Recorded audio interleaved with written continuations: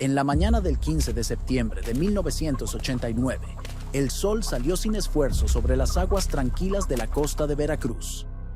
No había viento, ni prisas. Los gallos cantaron temprano, como siempre, y el polvo ligero que se levantaba del suelo de tierra parecía danzar en el aire seco. La ropa en el tendedero de la casa de adobe de la familia López se mecía lentamente, y el olor a maíz tostado y aceite caliente llegaba desde la cocina donde la madre de María terminaba de freír tortillas para vender. María López salió de su cuarto con el vestido cuidadosamente doblado en los brazos. Llevaba una blusa clara, el cabello recogido en un moño sencillo y los pies descalzos. Antes de salir, tomó un puñado de flores silvestres que sus hermanos menores habían recogido detrás del campo de pesca. Margaritas pequeñas, algunas ya marchitas, otras con hormigas trepando por los tallos. Aún así, María sonrió. Ese sería el día de su boda. Y, aunque sin brillo ni lujo, ella sabía el valor de lo que estaba por suceder. Juan Ramírez ya estaba despierto mucho antes de que saliera el sol. Había ido a casa de su primo a buscar el traje oscuro que usaría, el único que le quedaba más o menos bien a su cuerpo delgado, aunque le quedaba un poco grande en los hombros y con el dobladillo de los pantalones corto. Los zapatos estaban gastados, pero limpios. Pasó por la playa, vio a su padre arreglando redes en la lancha y asintió con la cabeza, sin decir nada. Estaba nervioso, no con miedo, sino con la extraña sensación de que la vida, en ese instante, estaba a punto de pasar una página que no sabía leer. La iglesia donde sería la boda estaba a pocos kilómetros, en otro pueblo con camino de tierra.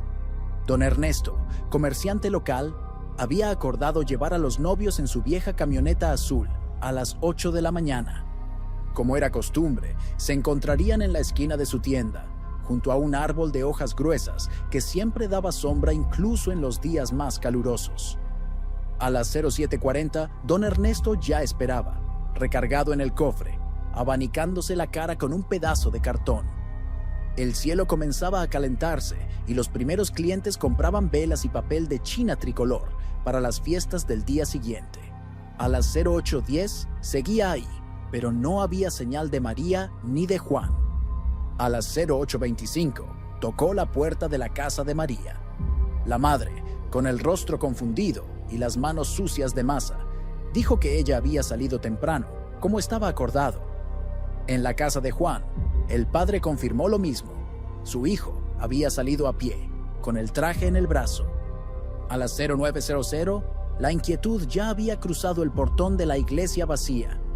Don Ernesto regresó a la esquina y se quedó parado por largos minutos mirando el camino de tierra. El pueblo era demasiado pequeño para que dos personas simplemente desaparecieran sin dejar rastro. Era como si el suelo se los hubiera tragado. A las 11:00, uno de los hermanos de María fue al campo a buscar. A las 13:00, la madre lloraba sentada en el escalón de la casa.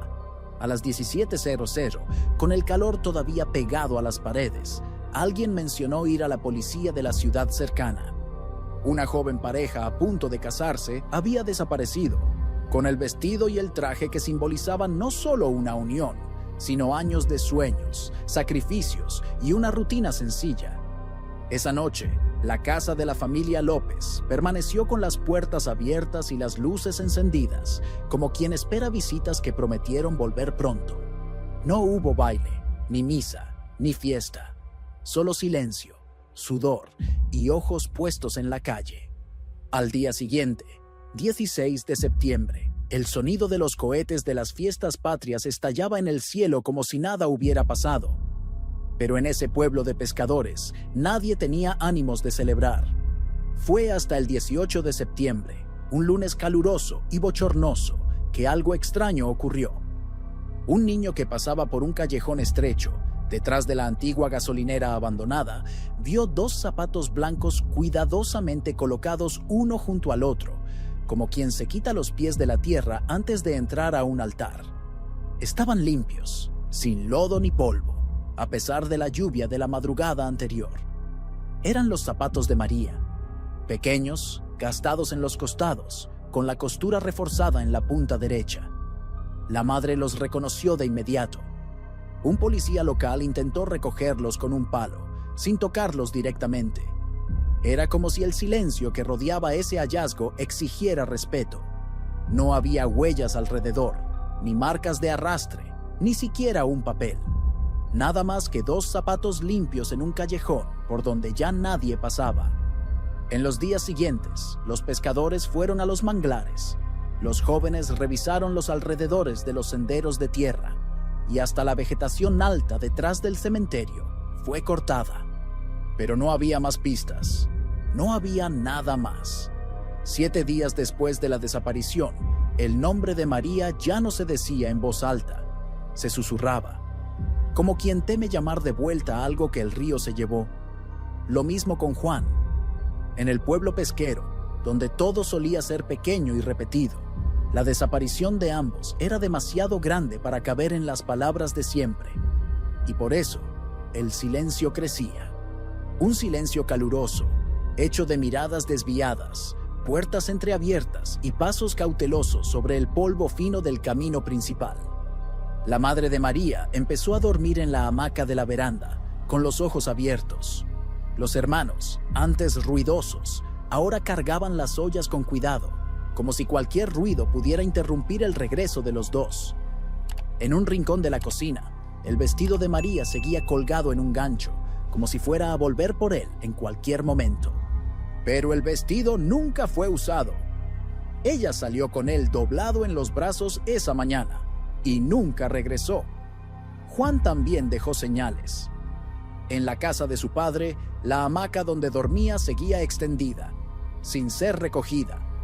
Los anzuelos que había afilado 2 días antes seguían alineados sobre un trapo. Una semana atrás, había limpiado su pequeña colección de conchas, guardadas en una caja de madera que mantenía escondida detrás de la estufa. Decía que serían el regalo para María después de la ceremonia. A ella le gustan las cosas pequeñas, explicaba. Ahora, la caja estaba abierta, con las conchas revueltas, como si las hubieran movido apresuradamente. La policía llegó 2 días después del hallazgo de los zapatos. Un auto viejo y sucio estacionó frente a la casa de la madre de María. 2 hombres salieron con portapapeles en las manos y ojos secos. Hablaron de buscar posibles conflictos o celos familiares, pero parecían más preocupados por llenar formularios que por encontrar respuestas. Uno de los hermanos contó que María había mencionado un camión blanco que rondaba el pueblo. Le pareció extraño, porque nunca se detenía en ningún comercio, ni dejaba carga. Pero nadie sabía de dónde venía, ni quién lo conducía. Otro vecino dijo que Juan, semanas antes, tuvo una discusión con un hombre del puerto, algo sobre redes de pesca, territorio y deudas antiguas. Pero nada fue confirmado, y en lugar de pistas, lo que se acumulaban eran versiones. Don Ernesto, el comerciante, fue buscado de nuevo por la policía. Explicó, por 4ª vez, que llegó a las 07:40, como acordado, y que nunca vio a los dos. Le preguntaron si tenía alguna relación íntima con María, y él respondió con la mirada baja que la conocía desde niña. Ella iba a comprar sal y aceite a su tienda cada semana. Siempre sonreía, incluso cuando no tenía cambio, dijo, en un tono que parecía pedir disculpas por algo que no expresó. El tiempo no se detuvo. Las redes siguieron siendo lanzadas al mar, las tortillas seguían haciéndose y los tendederos continuaban cargados de ropa. Pero por dentro, el pueblo estaba fracturado. Poco a poco, surgieron rumores. Algunos decían que Juan había huido con María porque ella estaba embarazada. Otros decían que él tenía nexos con gente del puerto que lidiaba con embarcaciones extranjeras y que tal vez, el día de la boda, intentaron escapar, pero fueron detenidos.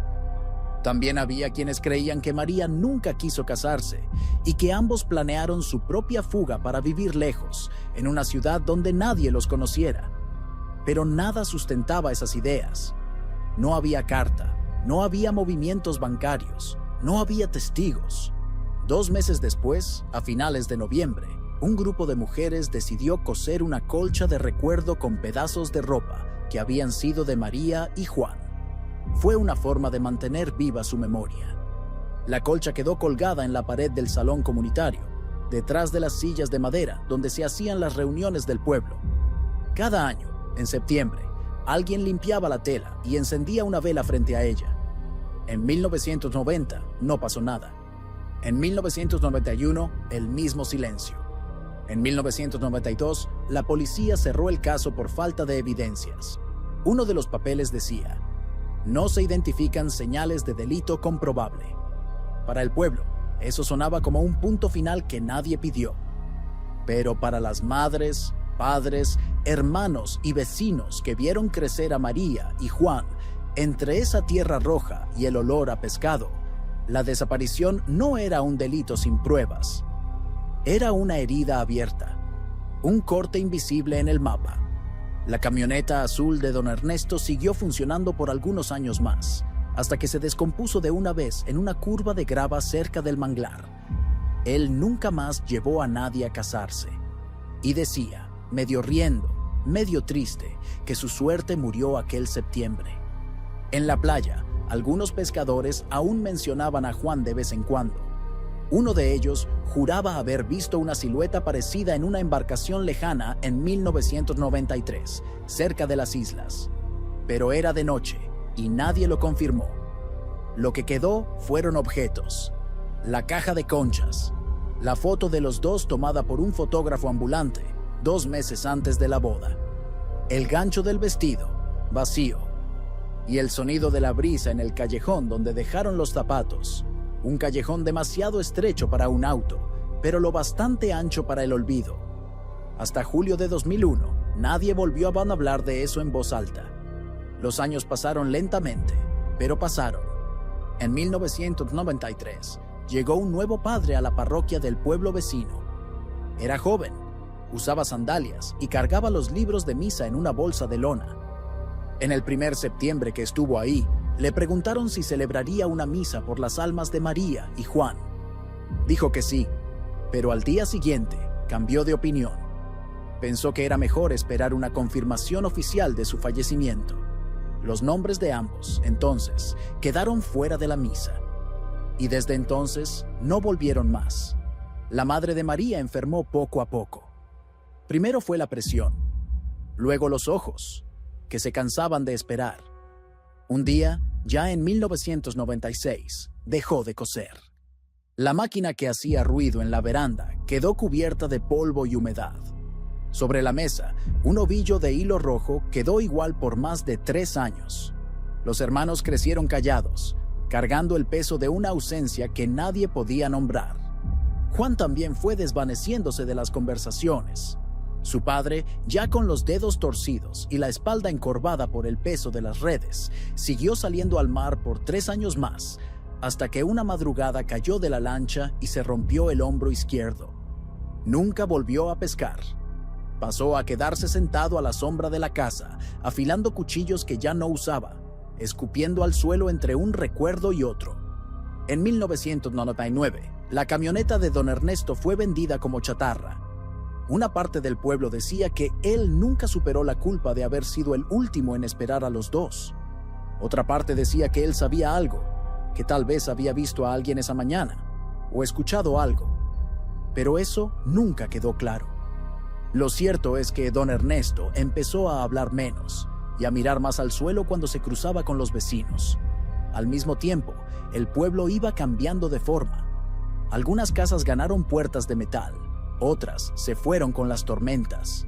Un comerciante nuevo abrió una pequeña tienda con refrigerador y los niños comenzaron a tomar refrescos de colores en bolsitas de plástico.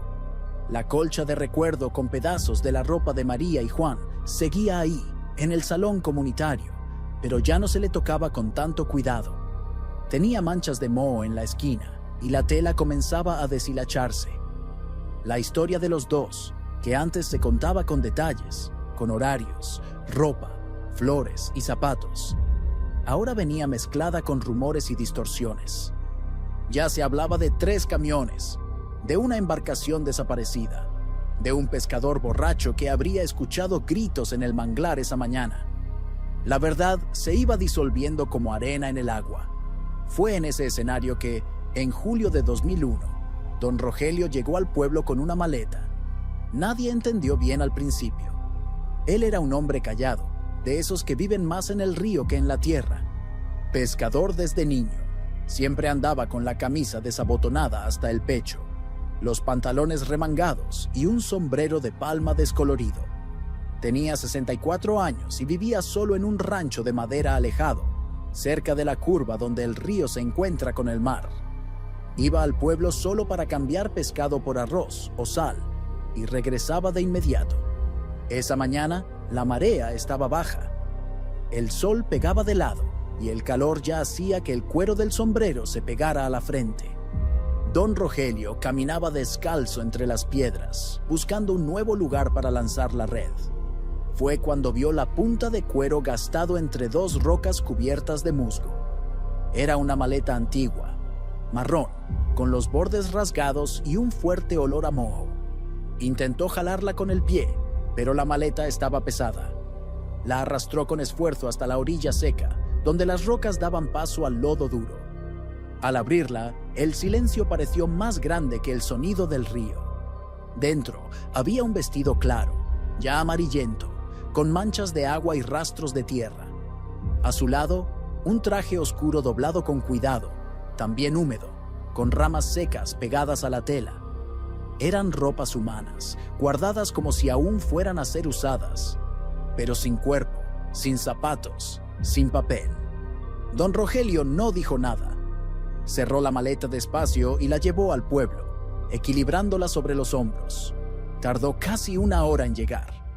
Cuando cruzó la plaza, algunos niños corrieron a verlo. Los adultos se acercaron en silencio. Don Ernesto, más delgado y con la mirada apagada, fue uno de los primeros en reconocer la ropa. «Es su vestido», dijo, sin necesidad de decir el nombre. La madre de María ya no vivía. Había muerto 2 años antes, sin saber nunca. El padre de Juan tampoco salía ya de casa, pero los hermanos y vecinos aún recordaban. Llamaron a la policía. Esta vez llegaron con más prisa. Tomaron fotos, sellaron la maleta, la llevaron para análisis. No había documentos. No había huesos, solo tela, musgo y la humedad del tiempo.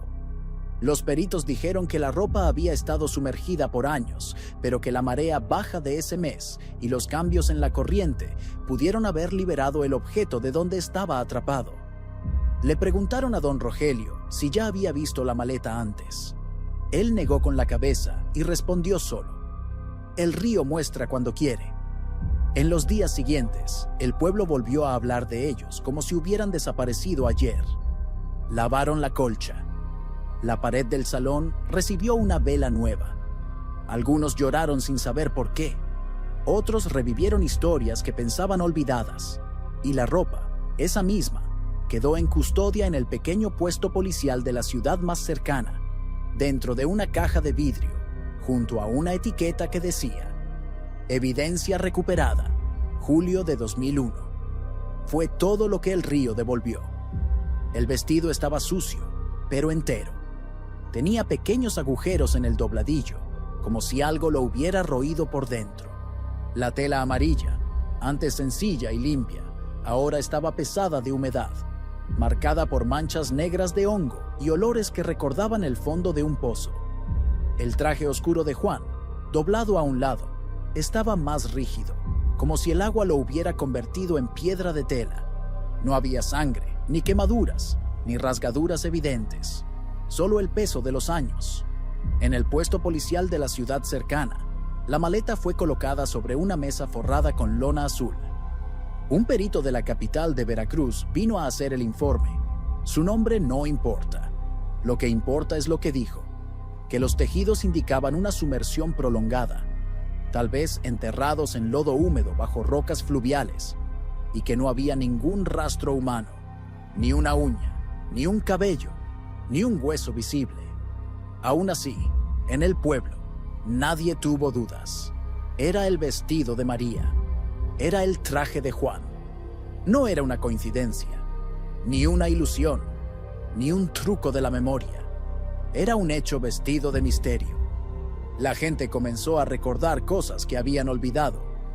Detalles pequeños que antes parecían sin valor, como la vez que María comentó con la vecina que tuvo una pesadilla con agua oscura, o cuando Juan, un domingo, contó que alguien lo seguía al volver de la playa. Historias que en su momento fueron tragadas por la prisa de la vida. Ahora regresaban con fuerza, como olas que no dejan de romper. Algunos vecinos sugirieron volver a buscar en el callejón donde dejaron los zapatos 12 años antes, no para encontrar algo nuevo, sino como una forma de cerrar el círculo. Cuando llegaron, solo encontraron hierba, pedazos de teja y las mismas paredes sucias. Uno de los hermanos de María tocó el suelo y dijo, sin mirar a nadie, «Ella pasó por aquí». Otros fueron al lugar del hallazgo de la maleta. Don Rogelio los acompañó, callado. Mostró las rocas, el punto exacto, el tronco donde apoyó el cuerpo para jalar. Un joven pescador intentó bucear ahí con una máscara prestada. Estuvo menos de 1 minuto bajo el agua y salió tosiendo. Dijo que el fondo era puro lodo, que la maleta debía estar atrapada ahí por años, tal vez amarrada o enganchada en alguna raíz.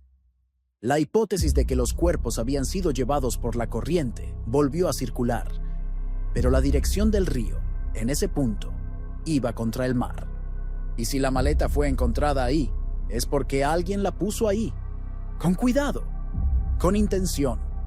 Don Ernesto, al saber de esto, se encerró en su casa por 3 días. Cuando salió, parecía más pequeño. Caminaba encorvado, con la mirada aún más apagada. Lo llamaron de nuevo a declarar. Repitió todo lo que ya había dicho, que no vio a María, ni a Juan, ni a nadie más esa mañana de 1989. Pero al final, añadió una frase que nunca había dicho antes. Pero alguien vio. La frase cayó como piedra en un pozo profundo. A partir de ese día, el pueblo volvió a respirar diferente. Algunos vecinos comenzaron a mirar con desconfianza a sus propios parientes. Un viejo pescador empezó a decir que, en esa época, vio un auto rojo que nunca más apareció. Un chico, ya hombre, recordó una conversación apagada entre 2 adultos en la tienda días después de la boda que no ocurrió. Detalles dispersos, desconexos, pero todos rodeando la misma sensación. Alguien sabía y nunca habló. A finales de agosto de 2001, menos de un mes después del hallazgo, la noticia llegó a la radio local. Un programa matutino, con música y mensajes de oyentes, leyó una breve nota. Una pareja desaparecida en 1989 en la costa de Veracruz podría estar relacionada con ropa hallada en una maleta entre las rocas de un río. Era poco, pero suficiente para que reporteros de ciudades más grandes comenzaran a preguntar. En septiembre de ese año, un periodista del Distrito Federal apareció en el pueblo. Llevaba una cámara pequeña, un cuaderno de notas y una actitud insistente. Quería saber todo. Habló con don Rogelio, don Ernesto y hasta con los hermanos de María. Grabó imágenes de la maleta, de la casa de adobe, del callejón, del río. Pero el video nunca salió al aire. Dicen que la televisora pensó que el caso no tenía elementos fuertes suficientes. Otras versiones dicen que hubo presión para que la nota fuera olvidada. Sea como sea, el periodista se fue con el cuaderno lleno y el rostro tenso. El pueblo, una vez más, volvió al silencio. Pero esta vez era un silencio diferente. Un silencio que miraba, que vigilaba, que cargaba el peso de la maleta y de la ropa mojada. Y por primera vez, la gente comenzó a preguntarse, ¿y si no huyeron? ¿Y si alguien de aquí hizo que nunca llegaran a la iglesia? ¿Y si la ropa fue guardada no como recuerdo, sino como trofeo?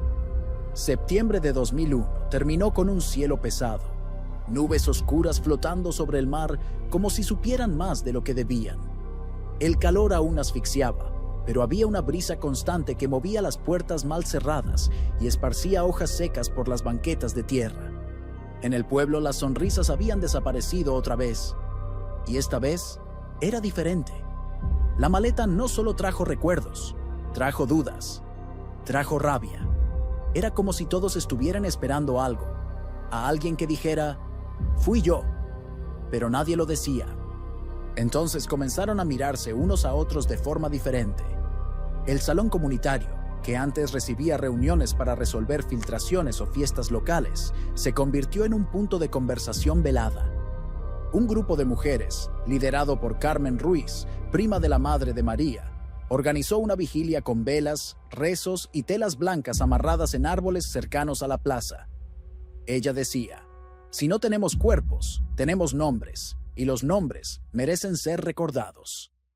Algunos apoyaron, otros pensaron que era exagerado, pero todos fueron. Hasta don Ernesto apareció, parado al fondo, con las manos cruzadas y el rostro cubierto de sudor. Cuando comenzaron los cánticos, se quedó inmóvil. Cuando terminaron, fue el primero en irse. Al día siguiente, uno de los hermanos de Juan, que vivía en una ciudad vecina, llegó de sorpresa. Se había alejado del pueblo después de la desaparición, cortando lazos con casi todos. Cuando vio la maleta en el puesto policial, no dijo una palabra, pero al salir, fue directo a la casa de don Ernesto. Tocó la puerta con fuerza. No hubo respuesta. Se quedó parado por largos minutos. Luego se dio la vuelta y dijo, lo bastante alto para que lo oyeran los vecinos: ahora sí vamos a saber. Esa frase quedó rondando el pueblo y abrió camino a una herida que muchos intentaban esconder desde 1989. En la época de la desaparición, pocos sabían que Juan tenía una deuda. No era grande, pero para alguien como él, pescador de vida sencilla, era suficiente para causar preocupación. La historia decía que debía dinero a un hombre del puerto, alguien de fuera, que negociaba pescado con embarcaciones extranjeras. El hombre, conocido solo como el Polaco, era reservado, hablaba poco español y desapareció de la región poco después de la desaparición de la pareja. En 2001, al ser cuestionado por la policía sobre esa deuda, uno de los antiguos patrones de Juan confirmó que había rumores, pero que nadie sabía los detalles. Y fue ahí que otro nombre apareció: Miguel Barrientos. Trabajaba en el puerto en la misma época. Tenía 29 años en 1989. Vivía en una casa aislada, entre el manglar y la carretera de acceso. Decían que era amigo de El Polaco, que a veces lo ayudaba con transporte o intercambio de mercancías. Y más, él también desapareció. Pero no en 1989, en 1993. Dicen que, en una mañana cualquiera, simplemente no apareció para su turno en el muelle. La puerta de su casa estaba abierta, el café caliente y la radio encendida a bajo volumen. La policía investigó poco. Dijeron que pudo haberse ido con algún barco. Pero ahora, con la maleta encontrada, su nombre volvió a las conversaciones. Un detalle causó incomodidad. Miguel tenía una camioneta roja. En esa época, al menos 2 personas dijeron haber visto un vehículo de ese color estacionado cerca de la tienda de don Ernesto esa mañana de septiembre de 1989. Pero el detalle fue considerado irrelevante y nunca registrado oficialmente.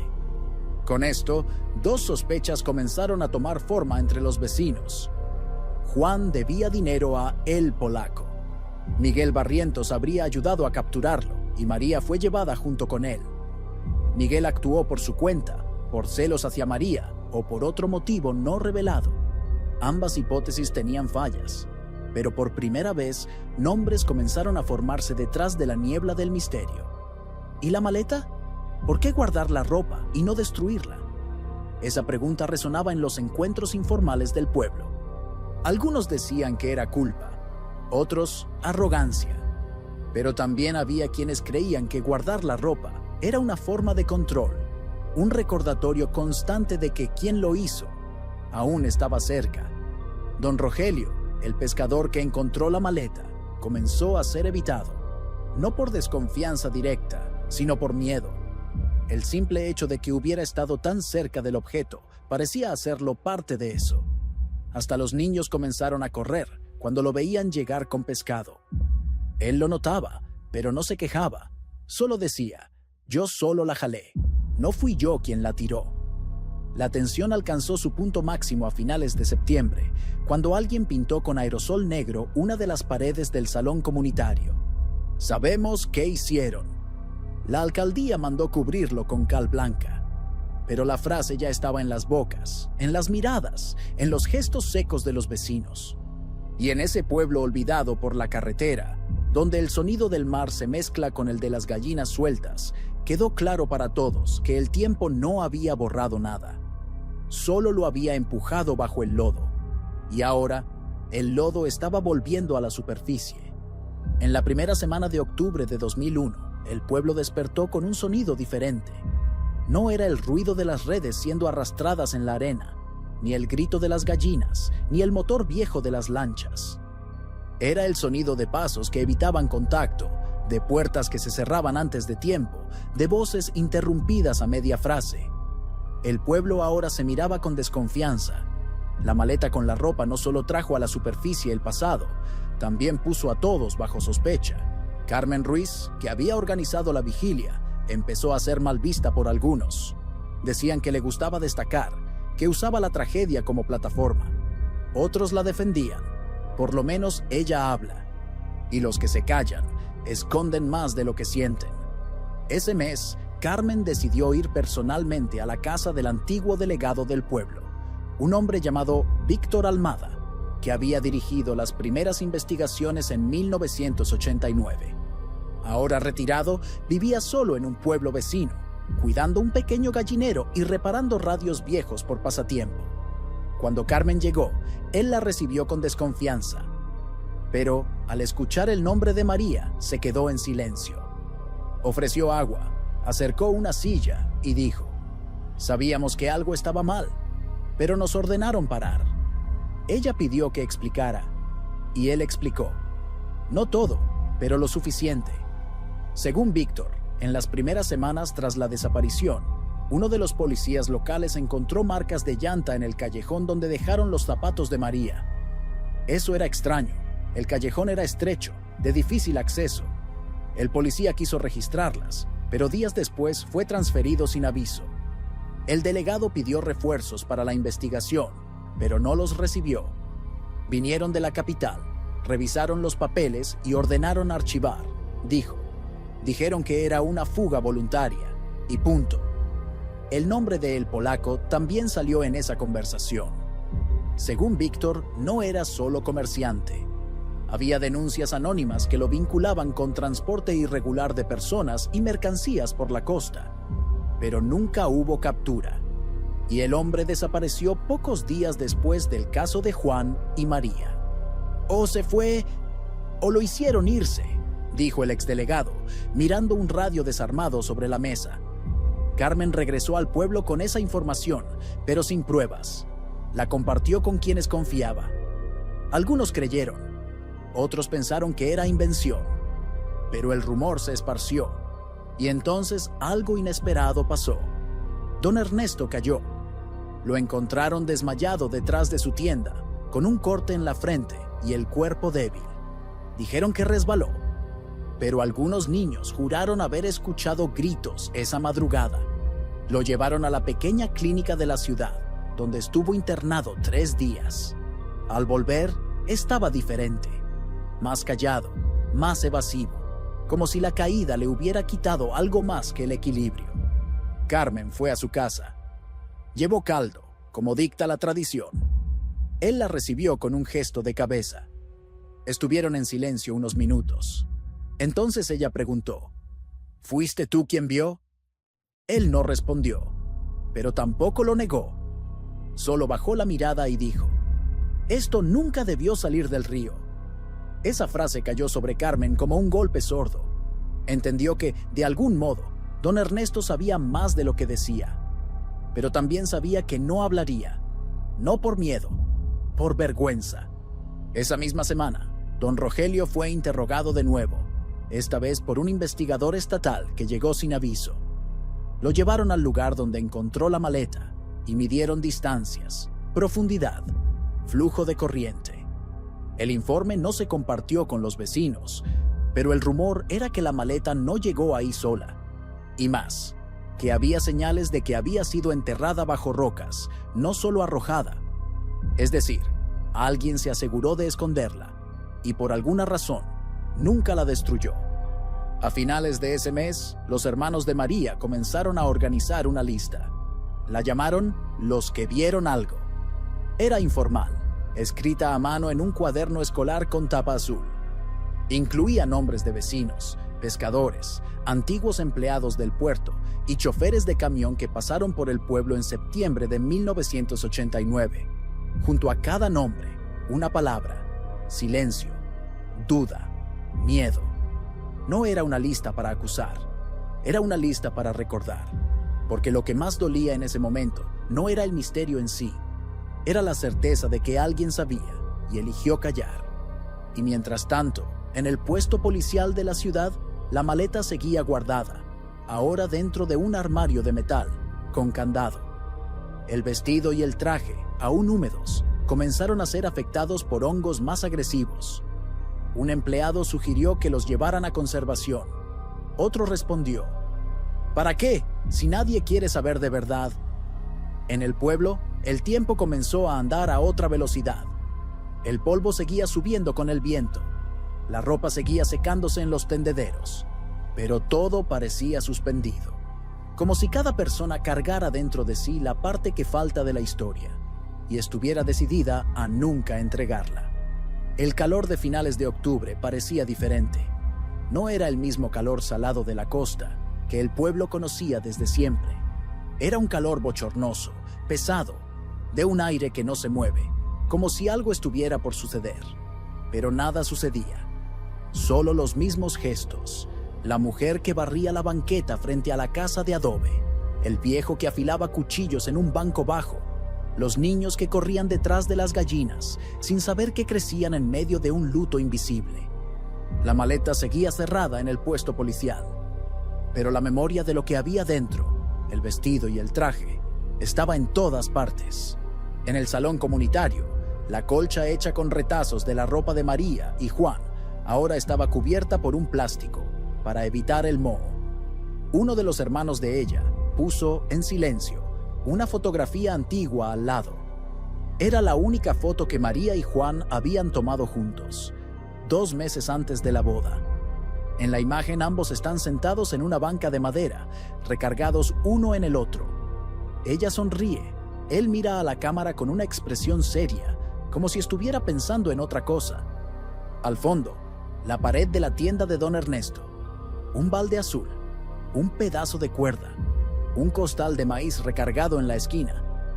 La foto estuvo ahí, junto a la colcha, por algunos días, hasta que alguien notó un detalle.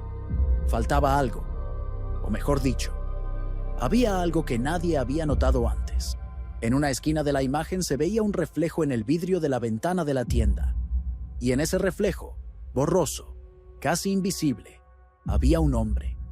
No se veía el rostro, solo parte del cuerpo, una camisa de mangas largas y el contorno de una camioneta roja estacionada justo detrás. El mismo color mencionado por los vecinos en 1989. El mismo color del vehículo de Miguel Barrientos. El detalle fue descubierto por casualidad, por Irma, una joven maestra del pueblo que daba clases en la primaria y en sus ratos libres ayudaba con los niños de la parroquia. Se había mudado ahí apenas en 1998 y no conocía a María ni a Juan personalmente.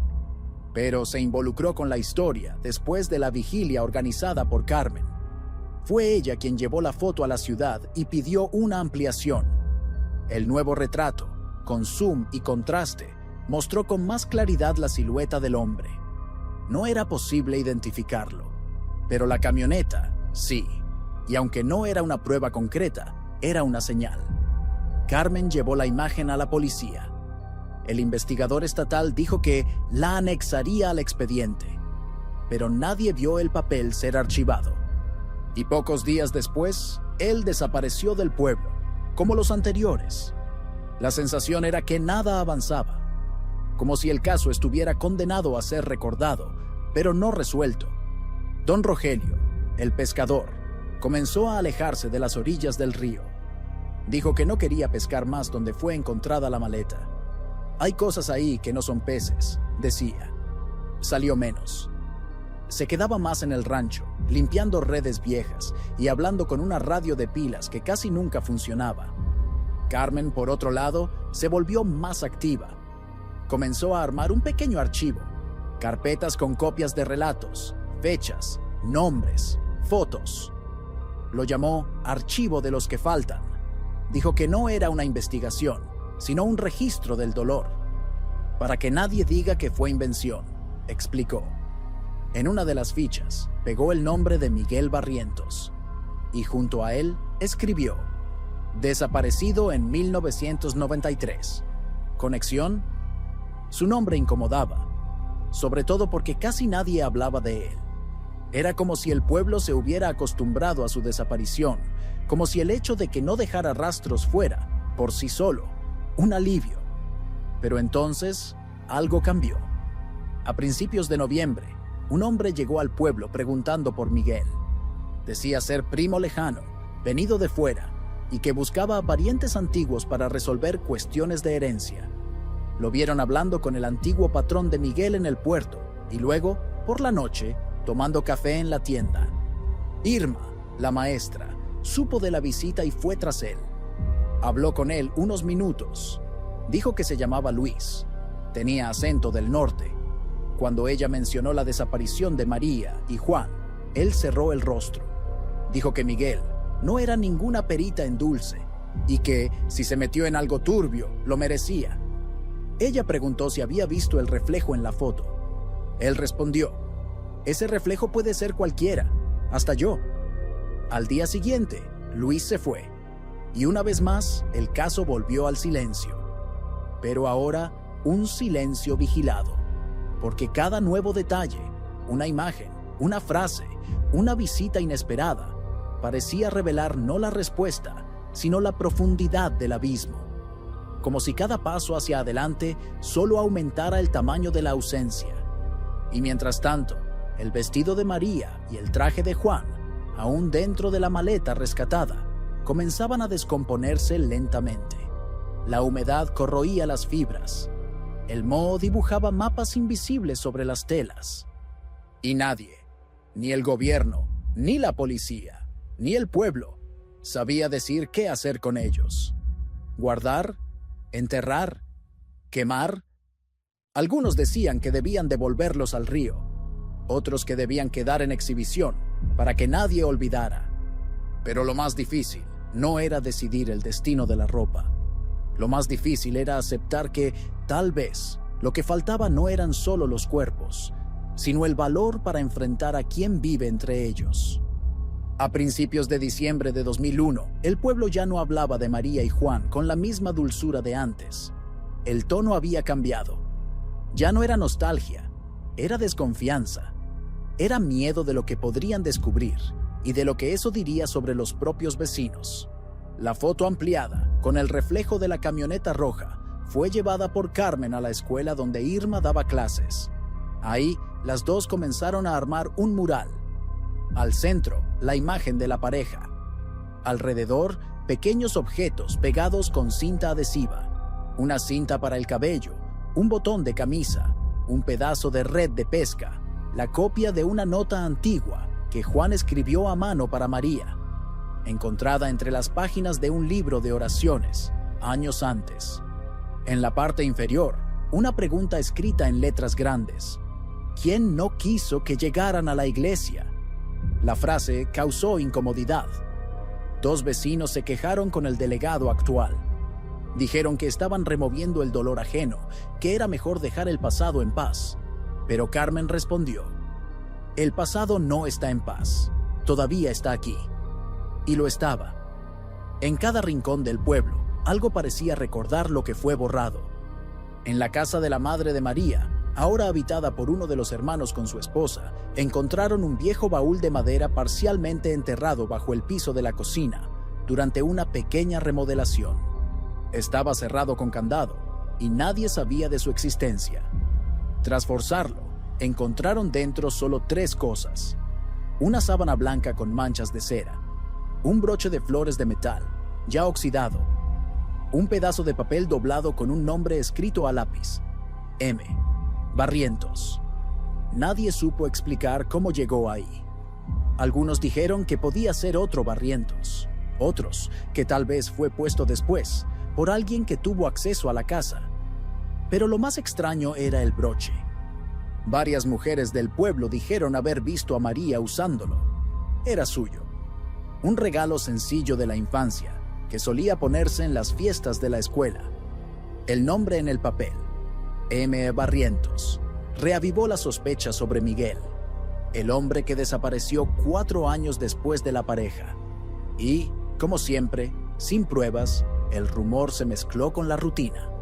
En el puerto, un excompañero de Miguel fue localizado por Irma.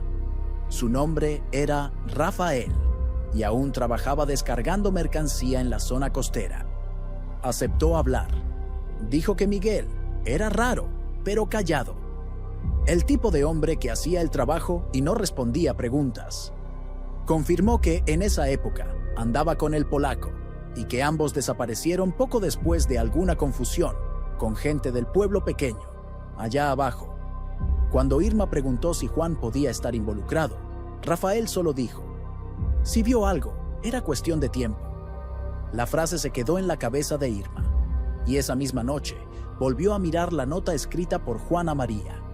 Era corta, casi infantil, con letras torcidas. No importa si no hay iglesia, yo te voy a esperar, donde sea. Pero algo en la última palabra, sea, la hizo pensar. ¿Y si Juan sabía, de alguna forma, que no llegarían al altar? Irma llevó la nota a Carmen. Las dos comenzaron a cruzar fechas y notaron algo que nadie había visto. En los 5 días previos a la desaparición, Juan no salió a pescar. Eso nunca se había mencionado antes. Según su padre, Juan decía que le dolía la espalda, pero un vecino afirmó haberlo visto caminando por el sendero del manglar, por la tarde, solo, con algo en la mano. Parecía una bolsa, pero no vi de cerca, dijo. El sendero llevaba a la curva del río donde encontraron la maleta. Es decir, Juan pudo haber ido ahí días antes. Pero, ¿por qué? La única respuesta plausible, aunque incierta, era que sabía algo. Tal vez descubrió un movimiento extraño, un plan en marcha. Tal vez intentó esconder algo, o guardar algún objeto para proteger a María. ¿El broche? ¿La sábana manchada de cera? ¿El nombre de Miguel escrito a prisa? Nadie podía decirlo, pero el hallazgo en el baúl cambió el tono de la conversación. El nuevo delegado aceptó reabrir una investigación informal. Dijo que, aunque el caso estaba archivado, podría llamar a algunos testigos. Sin embargo, 2 se negaron a presentarse. Ambas vivían cerca del callejón donde encontraron los zapatos. La justificación fue la misma. No recuerdo nada. Carmen lo escribió en la ficha, con pluma azul. Pero al margen anotó: olvidar es una forma de mentir. En medio de todo esto, don Rogelio enfermó. Fiebre, debilidad, desorientación. Lo llevaron al hospital de la ciudad. Diagnóstico: infección respiratoria grave. Antes de ser internado, llamó a Irma a su rancho. Le dio un pequeño sobre de papel estraza. Dentro había un mapa dibujado a mano, con una línea marcada desde la orilla del río hasta un punto detrás de las rocas donde encontraron la maleta. Vi algo más ahí, pero no lo dije. Irma preguntó qué era. Él respondió: no era ropa, era madera. Y entonces tosió, cerró los ojos y fue llevado en la ambulancia. Al día siguiente, Irma y Carmen fueron al punto marcado. Encontraron solo lodo, vegetación y 3 tablas medio enterradas, cubiertas de musgo. Pero lo más extraño vino después. Cuando regresaron al rancho de don Rogelio para guardar el sobre, vieron que alguien había forzado la puerta. No se llevaron nada, pero todo estaba revuelto, como si alguien hubiera buscado lo que él entregó, y llegó demasiado tarde. Lo que Irma y Carmen vieron bajo las tablas del río no era concluyente. Eran solo 3 pedazos de madera torcidos, cubiertos de musgo, medio hundidos en un suelo húmedo. Pero algo en esa escena parecía fuera de lugar. Las tablas estaban alineadas, como si hubieran sido clavadas ahí. Un intento rudimentario de esconder algo o marcar un punto. Tomaron fotos y las llevaron al delegado, quien dijo que no podía hacer nada sin orden superior. Irma, molesta, respondió: «Si no van a buscar por ellos, al menos déjenos buscar solas». Ese mismo día, por la noche, Carmen recibió una llamada anónima. La voz era masculina, cansada, pero firme. Solo dijo: «Busca detrás de la casa del pescador». Y colgó. Al día siguiente, a las 5 de la mañana, Irma y Carmen estaban frente al rancho de don Rogelio. Esperaron hasta que salió el sol para no llamar la atención. La zona detrás de la casa era densa, con vegetación espesa y un fuerte olor a hojas mojadas. Buscaron por casi una hora hasta que Carmen tropezó con algo duro, escondido bajo la tierra y raíces. Una caja de herramientas antigua, oxidada, con el nombre ER grabado en el lateral. Dentro encontraron un encendedor de metal con marca polaca, un cordón con un colgante en forma de cruz, una llave pequeña, envuelta en un trapo húmedo, un pedazo de tela blanca, doblado, con un fuerte olor a agua estancada. Ningún documento, ninguna prueba directa, pero el encendedor llamó la atención. La sigla polaca grabada en la base, ZPGW, no dejaba dudas sobre su origen. Era de El Polaco. El descubrimiento se mantuvo en secreto por 2 días. Carmen e Irma no llevaron el material a la policía. Guardaron la caja en una mochila y la escondieron en la escuela, detrás de libros viejos de geografía.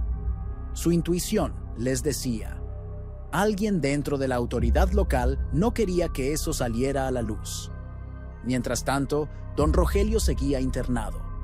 Fiebre persistente, delirio. Irma lo visitaba todos los días. Una de las tardes pareció reconocerla. Abrió los ojos, tomó su mano y susurró. No gritaron. Ella preguntó: ¿quién es? Pero él ya no tenía fuerza para responder. Al tercer día, don Rogelio murió, sin confesión, sin nombrar a nadie. El velorio fue silencioso. Pocas personas asistieron.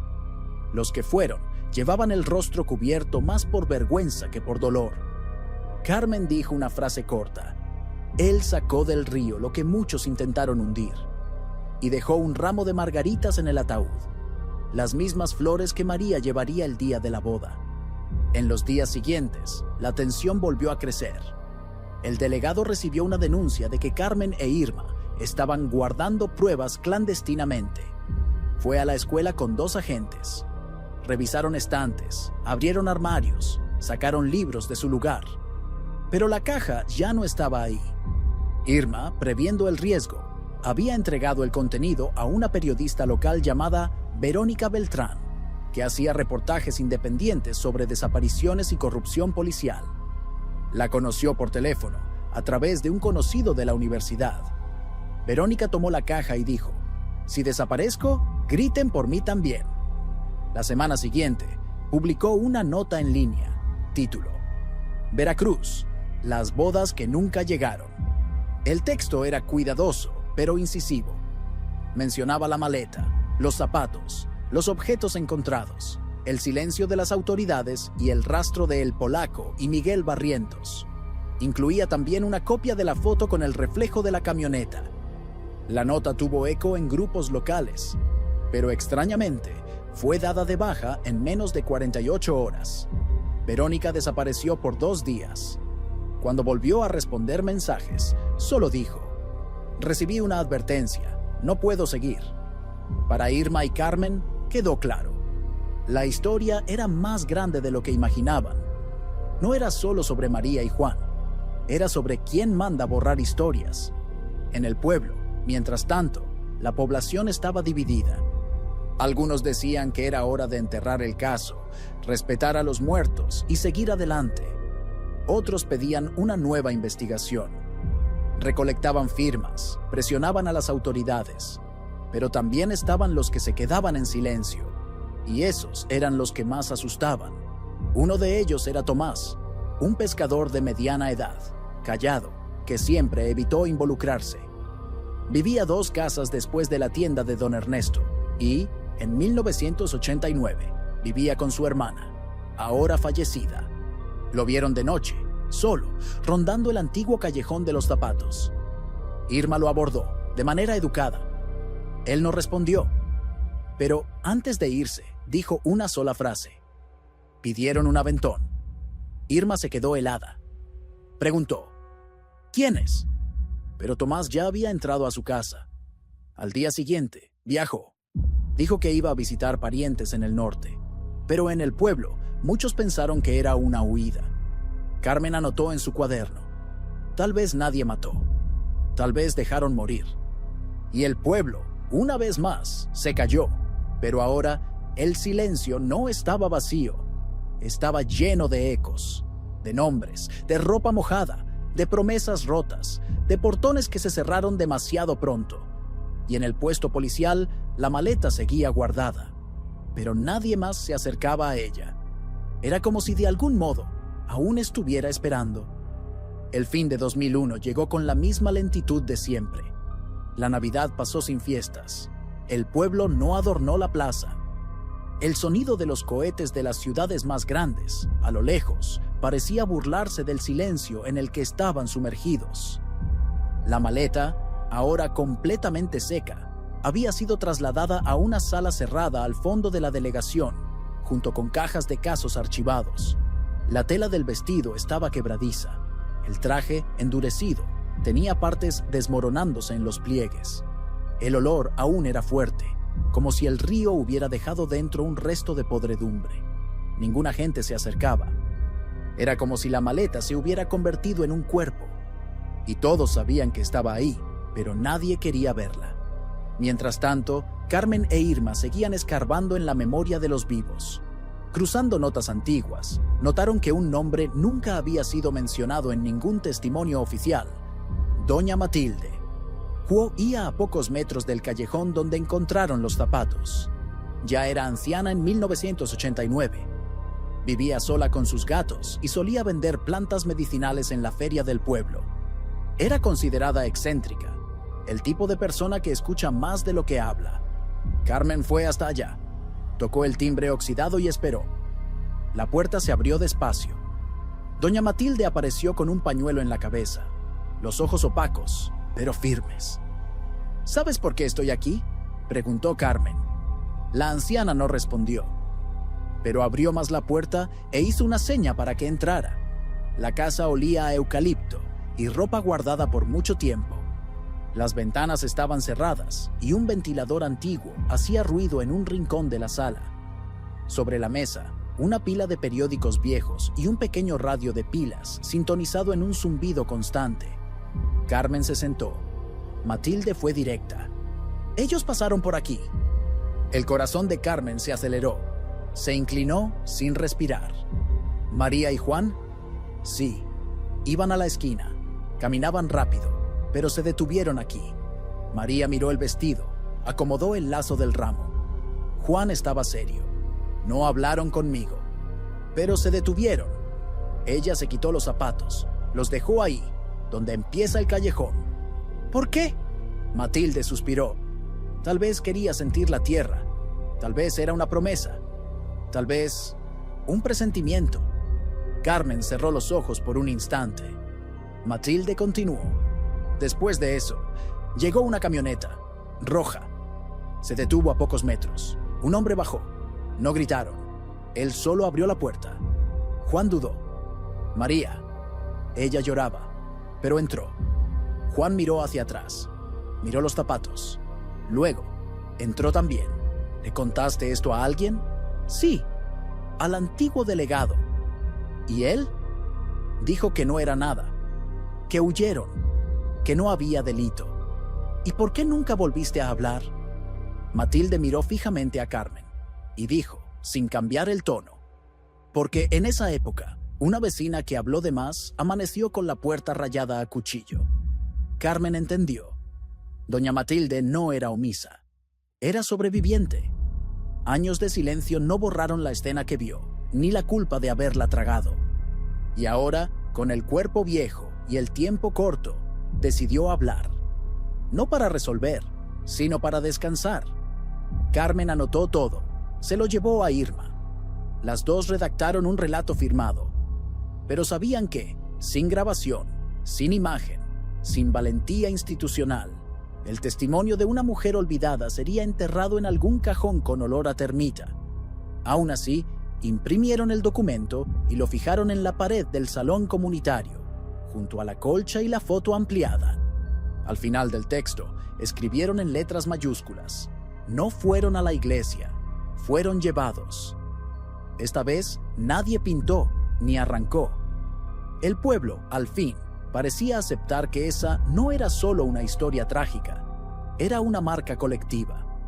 En los días siguientes, un nuevo movimiento comenzó. Jóvenes que crecieron escuchando la historia empezaron a preguntar más. Una radio estudiantil de la ciudad vecina hizo una transmisión especial. Entrevistaron a Irma, leyeron fragmentos de la nota de Juan, narraron el hallazgo de la maleta. El caso volvió a ser comentado fuera del pueblo. En el pueblo, los vecinos más antiguos comenzaron a reunirse alrededor del salón comunitario por las tardes. Unos llevaban sillas, otros llevaban memoria. Empezaron a contar historias antiguas, no solo sobre María y Juan, sino sobre todo lo que el pueblo había dejado de hablar. En una de esas charlas, una mujer que había sido amiga de infancia de María reveló algo que no estaba en ningún archivo. En la semana previa a la desaparición, María contó que había recibido un recado extraño, dejado en la puerta envuelto en un pañuelo azul. No tenía remitente. Solo una frase: no llegues, no será tu día. La amiga dijo que María se asustó, pero no se lo contó a nadie más que a ella. Juan habría dicho que era una broma, que la gente envidiosa siempre intenta arruinar lo que no puede tener.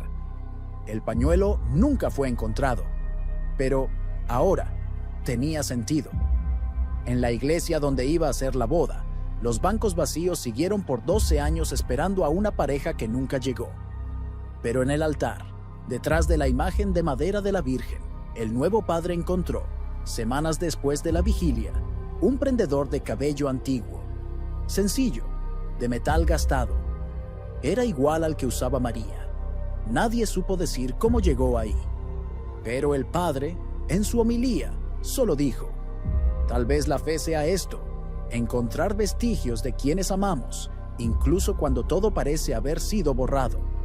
Los primeros días de enero de 2002 llegaron con cielo despejado y viento fuerte. En el pueblo, el polvo del camino principal subía con facilidad, danzando en el aire como un recuerdo inquieto. Era un nuevo año, pero nadie lo llamaba un nuevo comienzo. Era solo la continuación de una espera demasiado larga. El testimonio de doña Matilde se había esparcido. Aunque sin pruebas físicas, lo que contó pesaba más que cualquier informe oficial. No había ganado nada al hablar, y por eso su palabra parecía más limpia que cualquier registro sellado por autoridades ausentes. La frase que repitió varias veces, "no gritaron", no salía de la cabeza de Irma.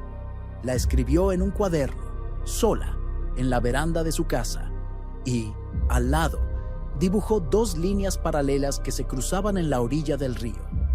Era como ella veía a María y Juan, 2 rutas distintas que intentaron unirse, pero fueron dobladas antes de llegar al destino. Mientras tanto, Carmen intentaba organizar lo que llamó el último esfuerzo.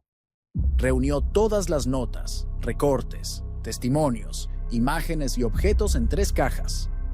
Quería llevarlas a Xalapa, la capital del estado, y presentarlas formalmente como una solicitud de reapertura del caso, ahora con base en testimonios comunitarios y material recuperado. Pero antes de eso, algo cambió el rumbo de la historia. Un hombre llegó al pueblo. No era de la región. Usaba pantalón de mezclilla oscuro, camisa blanca de mangas largas y lentes con armazón de metal. Llegó en un auto rentado, se detuvo cerca del salón comunitario y entró sin decir nada. Carmen e Irma estaban ahí, organizando papeles. «Buenas tardes», dijo él, seco.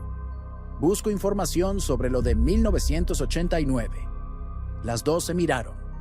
Él se presentó como Andrés Medina, periodista independiente. Dijo que vio la nota original de Verónica Beltrán, la que fue dada de baja, y decidió investigar por su cuenta.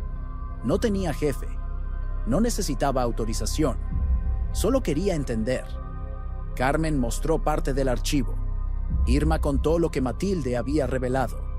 Él escuchó todo con atención, anotando con una pluma azul en un cuaderno de tapa negra.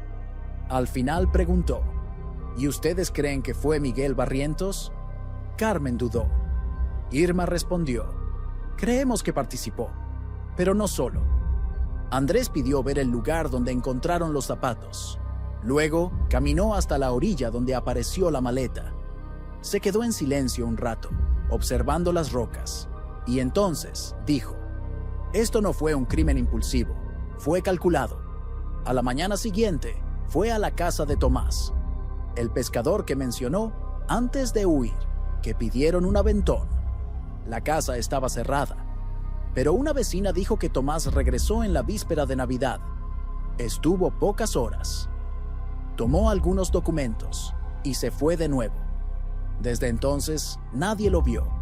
Andrés volvió al salón comunitario con una mirada diferente. Se sentó, abrió el cuaderno y dijo: entrevisté a gente del puerto, excompañeros de Miguel. Hay uno que recuerda una noche en 1993. Miguel llegó con una maleta empapada. Dijo que la encontró en el río y que la iba a quemar. Pero no la quemó, la guardó. Irma preguntó: ¿por qué la guardaría por 4 años?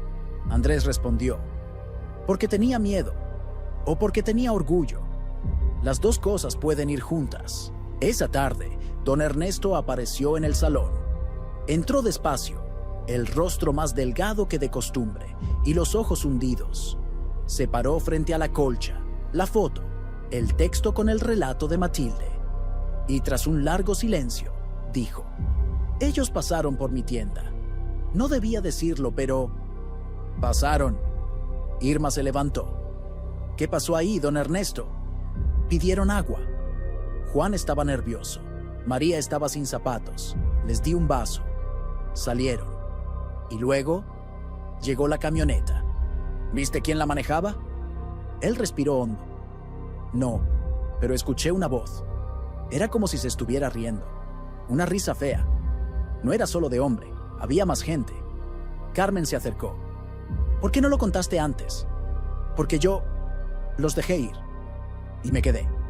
Porque si hablaba en esa época, no salía vivo del pueblo. El salón se quedó en silencio. Don Ernesto sacó del bolsillo una cadena de metal. Era fina, gastada. Tenía un colgante con las iniciales JR. Dijo que Juan la dejó caer cuando tomó el agua. La guardé, por miedo y por vergüenza. Pero ahora le dio la cadena a Irma y se fue. No dijo más. Esa noche, Carmen pegó en la pared del salón otra frase: no solo los que matan desaparecen personas, los que callan también. Al día siguiente, Andrés viajó.